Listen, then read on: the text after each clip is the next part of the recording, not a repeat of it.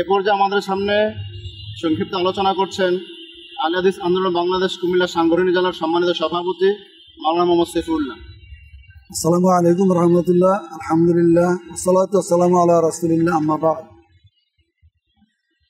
সম্মানিত দর্শক ও শ্রোতৃমণ্ডলী, আল্লাহ রাব্বুল আলামিনের লাখো শুকরিয়া।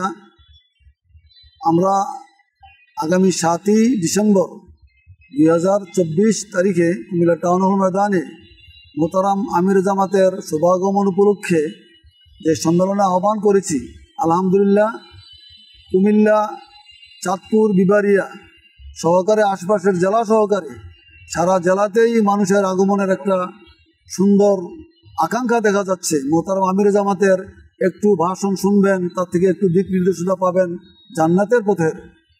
আমরা আলহামদুলিল্লাহ আমাদের প্রস্তুতির কাজ সামনের দিকে এগিয়ে চলেছে, প্যান্ডেলের কাজ চলছে, আমরা অডিটোরিয়াম প্রত্যক্ষ করেছি, পরিদর্শন করেছি, আমাদের কাজ ধাপে ধাপে এগিয়ে চলছে।